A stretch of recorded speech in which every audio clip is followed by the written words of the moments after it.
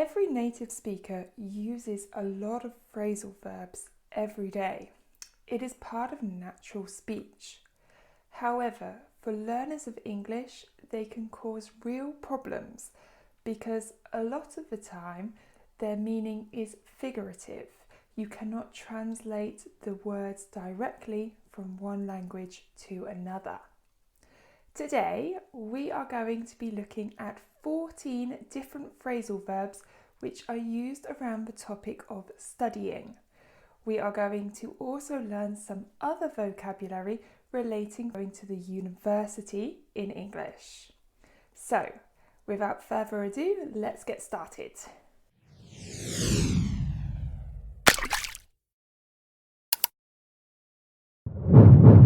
For this video, we are going to use a story to help us learn these phrasal verbs. We are going to take Lucy, and Lucy has just started her first year of university in the UK. This means we would call her a fresher. A fresher is a colloquial term for a person in their first year of university in the UK. If Lucy was in the USA, she would be called a freshman. Lucy starts attending her first lectures. A lecture is a class at university typically taught by a lecturer. A lecturer is the professor, the teacher. Usually these lectures are less interactive. So usually the lecturer is talking about the topic and there are many students in the room who are just listening. Usually the teacher does most of the talking and the students listen. However, this is not always the case. It really depends on the subject. Lucy must jot down notes in order to revise later on her own. To jot something down means to take notes or to write something down. Just a quick note, revise means to repeat a topic usually by studying, usually to prepare for a test. Let's look at some other examples with jot down. Imagine someone on a phone call and the person says, "Let me give you the number. Do you have something to jot it down on?" This means, do you have a pen and a piece of paper to write the number down? Someone could respond, "Yes, I have a scrap piece of paper and a pen. I can jot the number down right now." Another example could be, "I come up with a great idea and I need to jot it down." This means that you think of something and you need to write it down in order to remember it. In this example, you can also see that there is a second phrasal verb, to come up with something. To come up with something means to think of an idea or plan. It can also mean to suggest something. Let's take a look at some other examples. We need to come up with a plan before the lecture, otherwise our lecturer will be mad. This means that we need to have a plan ready for tomorrow when we go to the lecture. Otherwise, our lecturer is not going to be happy. Or we could say, "Let's all meet at the library to come up with some ideas for our presentation." Is everybody happy with that? Here we are asking to meet in the library tomorrow so that we can generate some ideas for our presentation. So, as we were saying, Lucy has just started university. University is very different to secondary school or sixth form in the UK. Typically, in secondary school and sixth form, the students are spoon-fed information, whereas at university, you must learn it yourself. If you are spoon-fed information, it means everything you need to learn is given to you. You do not need to do the research, you only have to learn what has been given. So typically at university, you are not spoon-fed information. You must research it yourself. Lucy is finding this quite difficult, and it is hard for her to keep up with the course. Here you can see we have another phrasal verb, to keep up with something. To keep up with something means to progress at the same rate as someone or something. So in this sentence, it is meaning that Lucy is struggling to follow this course at the same speed. Quick note, if you struggle with something, it means you have difficulties with it. You find something difficult. Here are some other examples. We have to keep stopping and waiting for Jack. He can't keep up with us. He walks so slow. This means that Jack cannot walk at the same pace as us. He is much slower, so we must keep stopping. And another example could be, sometimes when I speak with native speakers, it is very hard to keep up with the conversation. They just speak too quickly. I know how you feel. So, in this sentence, it is meaning that it is very hard to follow the conversation at the same speed because the native speakers are speaking too quickly.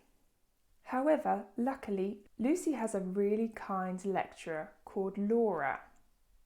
Laura told the students that if they have any difficulties, they can come to her in her office hours and Laura can go over anything that they don't understand. You can see here we have the phrasal verb to go over something. If we go over something, it means that we repeat or revise something, or to examine something in a lot of detail. In this case, if Laura goes over something which they haven't understood in class, she is repeating it, she is explaining it again. Let's look at some other examples. This lecture is so boring. The lecturer keeps going over the same topics. I wish we could learn something new. This sentence means that the lecturer keeps repeating the same topics. He is not teaching them something new, and the student has become frustrated with this. Another example could be a student speaking to a teacher saying, "I don't get it. Can you go over it again, please?" This means that the student didn't understand something. They need it explained again. Here you can also see we have an informal expression of to get something. If you get something, you understand it. Imagine the teacher goes over the topic again. She repeats the topic, and then the teacher could ask, "Do you get it now?" The student could reply, "Yes, I get it now," meaning, "Yep, I understand." Or the student could say, "No, sorry, I still don't get it," meaning, "I still don't understand." Are you getting these phrasal verbs? Hopefully. Okay, it isn't long until Lucy gets her first assignment. The assignment is important as it is 20% of her grade in her first semester. She is a little nervous, but she knows that she just needs to get on with it. Here you can see we have the phrasal verb to get on with something. To get on with something means to make progress with something or to perform. Let's look at some other examples. I have been putting off my work all day, but now I really need to get on with it, otherwise I'm not going to submit it on time. This means I need to start writing my assignment, otherwise it is going to be late. Here you can also see that there is a second phrasal verb, to put something off. If we put something off, we postpone it. We say, "I'll do it later." later. For example, I keep putting off reorganizing my wardrobe, meaning I don't reorganize my wardrobe and I keep saying I will do it later. Another example could be I need to stop putting off my essay or I am going to run out of time, meaning I need to start doing my essay, otherwise I am not going to finish it. Here you can also see another phrasal verb, to run out of something. To run out of something is meaning to not have enough left. Here you can see we have used time with it. However, it can be used in many different situations, not only with the time. For example, when I opened the fridge this morning, I realised that I had run out of milk. This means I opened the fridge and found that there was no milk left in the fridge. Or another example, oh no, my pen has run out of ink, meaning there is no ink left in my pen. I need to buy another one. Lucy works hard to write her essay. She writes many drafts as she wants to get a good grade. Her drafts are very messy because she has crossed out a lot of words and has replaced them with other words. Here you can see we have used the phrasal verb to cross out. To cross out something means to draw a line through something, typically because it is incorrect. In this case, Lucy wants to delete some parts of her writing and add different information instead of what she had written. Let's look at some other examples. I got my work back from my teacher.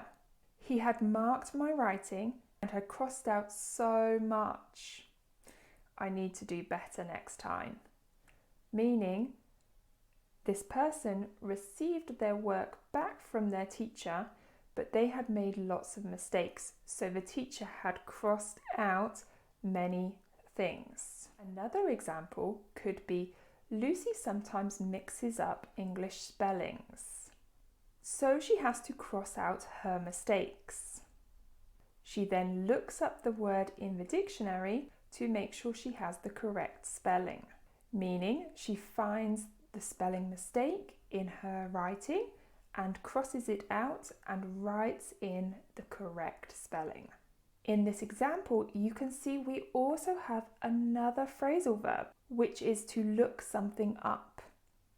If you look something up, it means that you search and find it in a book, database, or online. Here are some other examples. I need to look up some facts about Leonardo da Vinci, meaning I need to go and find some facts. Or, I don't understand the meaning of buongiorno in Italian. I need to look it up in the Italian dictionary, meaning I need to go and find buongiorno in the dictionary. If we go back to the original sentence, we can also see that there is another phrasal verb, to mix up. To mix up means to confuse something. Here are some other examples. Oh no, I have mixed up the days. I have just sent my children to school on a Saturday. Meaning, I have confused the days and I have sent my children to school on the weekends. Oops. Or, Lucy mixed up her assignments and handed in the wrong one. Meaning, Lucy confused her assignments and submitted the wrong one. Here you can also see we have the phrasal verb to hand in. If we hand in something, it means that we submit something. Let's look at some other examples. The teacher could say, you need to hand in your homework by the end of the week, meaning you must submit your homework by the end of the week. Or, a wallet was handed in to the police, meaning someone found a wallet, maybe on the street, and they gave it to the police station. The lecturer also tells the students to turn in their assignments through the online portal. Here you can see we have the phrasal verb turn in. To turn in something is very similar to hand in. Typically, if we turn something in, it means we give it to a higher authority. In this sentence, it is meaning that we submit the assignment online. Here are some other examples. The criminal turned himself into the police, meaning the criminal went to the police station to give himself in, to surrender. Or, Lucy turned in her assignment 2 hours late. However, the lecturer let her off. This means that she submitted her assignment 2 hours later than the deadline. However, the teacher did not punish her. You can see here that let someone off is another phrasal verb. To let someone off means to punish them lightly or pardon them completely. Here are some other examples. David was caught speeding by the police. He should have paid a £100 fine, however, the police let him off this time. This means that David was speeding. He was driving his car too fast. However, he didn't have to pay the fine. Or, another example, Lucy was struggling to keep up with the workload. She was close to burning out. Her lecturer could see this and let Lucy off when she arrived to the lecture late. This means that Lucy was having a tough time. She arrived late to the lecture, but the lecturer was kind to her and didn't punish her. The lecturer could see that she was exhausted. You can also see here that we have another phrasal verb, to burn out.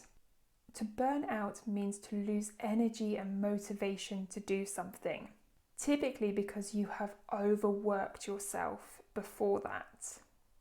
The noun of this phrasal verb is burnout. Here are some more examples. I need to take a break. I can feel myself burning out. Meaning, I need to stop and take a rest because I feel like I am lacking energy and motivation. And here is an example with the noun.